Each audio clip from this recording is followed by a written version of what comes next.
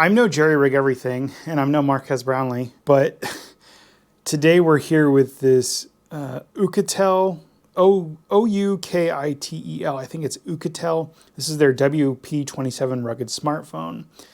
They claim it's a device built to withstand tough environments while offering high-end performance.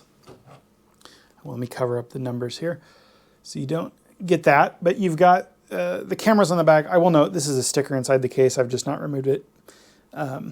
You got all your cameras, you got a bunch of LEDs and stuff. It does support the SD cards and TF and everything. We'll get into that in a second. You got a nice speaker on the back there. You do have your speaker on the front and your camera.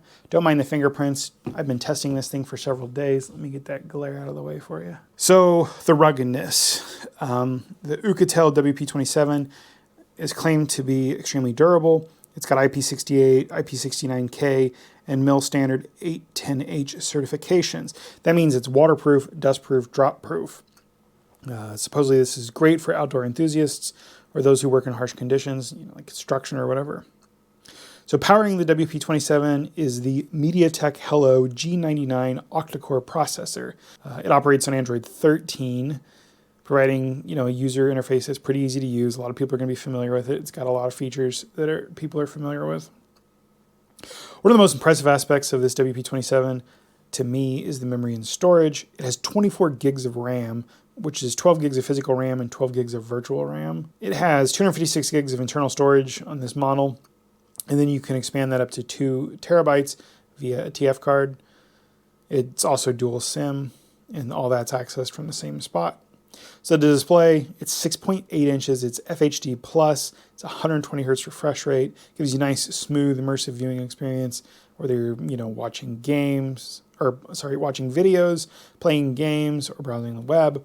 I will say, just web browsing and stuff on it, so it's got a nice smooth scroll. I've played a ton of Candy Crush on this, trying to drain the battery down. I think I got like 9 hours of Candy Crush with vibrations on and the sound at like the lowest setting to still hear the sound. That thing just powered through it like a champ.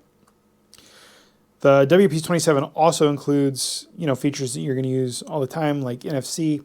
Personally, I have an NFC card that I've written in my car. I just tap my phone to it, automatically connects to the Bluetooth. You can do all kinds of cool stuff like that. It'll do the contactless payment that way, easy data transfer. It supports 4G network, so you've always got decent speeds wherever you go. It's got a pretty decent amount of compatibility for various bands. And then it can do Face ID unlock for quick secure access. It's also got the fingerprint scanner on the side. It has a custom key over here. You can program it for all kinds of different things. I will say though, I accidentally hit this a lot. I'm not sure if you can disable it. I haven't messed with it much, but just when I pick it up, I will accidentally press that. But you can set that for like SOS or other functions. It will do OTG support, so you can charge other devices. This does have an 8,500 milliamp hour battery. An 8,500 milliamp hour battery. This is a ridiculously sized battery. This thing just runs forever. It's ridiculous. I will say though that because it has an 8,500 watt hour battery, this thing weighs 370 grams with the case. It bounces back and forth between 369 and 370, but it is substantial. Here's a Pixel 6, I think, and it's much thicker, it's much bigger, and the weight is insane. And I use one of the current gen iPhones, and I actually used this for an hour when I was setting it up and stuff, and I picked my iPhone up and it went flying out of my hand because I expected it to have the weight of this thing. So do realize that this is a heavier phone, 370 grams with the included case. They claim that battery will last 2 days on a single charge with normal usage. I would 100% agree with that. If not, that might even be conservative. Or it does support 33 watt fast charging because of the battery size that it's going to take a little bit of time to charge. So for photography people, or if you just like taking pictures and selfies, the WP27 boasts a 64 megapixel main camera. It has a 20 megapixel infrared night vision camera on the back. It uses the LEDs on the back to help light that. And then it has a 2 megapixel macro camera. The 64 megapixel main camera lets you capture high quality photos, 4K videos. The night vision camera, lets you get good low light photos at night.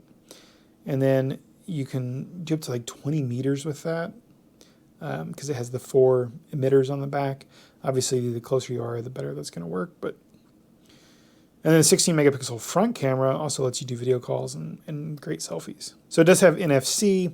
I use that in my car. I have an NFC tag to connect to my Bluetooth for my phones. I love that Android has that. I wish iPhones would do that. It also does OTG support, so you can charge other devices. It has all of the major global navigation systems like GPS, GLONASS, Baidu, Galileo, so you can get accurate positioning.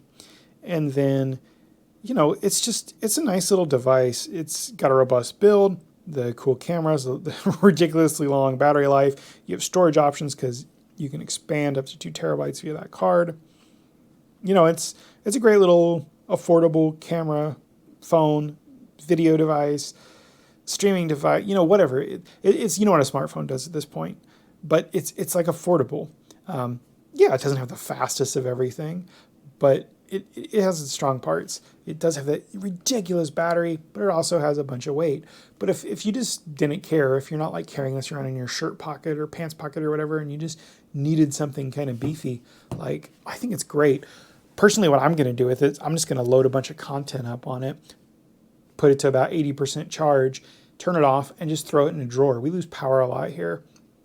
And I do have battery backups and stuff from companies like Igratech and, you know, Anchor and EcoFlow, and I can always run the TV or something if I wanted to, but those are better used for like maybe running a fan or the refrigerator and stuff. So with this huge battery, I can pop this thing out in a power outage and either just charge it real quick, you know, in my car or off one of those batteries. And then if power's out all day, like I can watch video on this all day or play, you know, an offline game or just do whatever. And that's amazing to me, even not using this as a phone, just having that device. That's pretty cool. I'll have a link to this. I think it's OUKITEL WP27 Rugged Phone in the descriptions, but let me show you a little bit here. So you have the fingerprint sensor on the side. I've got Candy Crush going. Let me turn that volume off. I don't know how well you're going to be able to see that. Let me get the lights there. But yeah, I mean, it's a phone, right? So we're just going to play some Candy Crush here, and you kind of get the idea.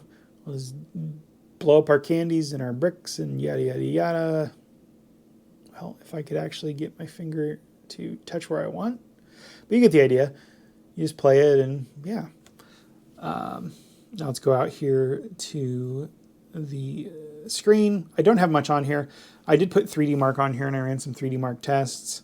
We'll go and look at that real fast. So on the Slingshot Extreme, it got a 2603 with OpenGL ES 3.1. On Steel Nomad Light Stress Test, 136 is the best loop score, and 134 is the worst. For Wildlife, it did 1239 on Vulkan. And then the Wildlife Extreme Stress Test, the best loop score was 348, with the lowest being 346. It is running Android 13. It's the WP27. This was performing slightly better than other OUKITELs that are out there. Barely, but you know, there will be some variation between phones because that's just how integrated circuits work. Like Intel has that problem, AMD has that problem, etc. And then the specifications, it's got that Helio G99 chipset.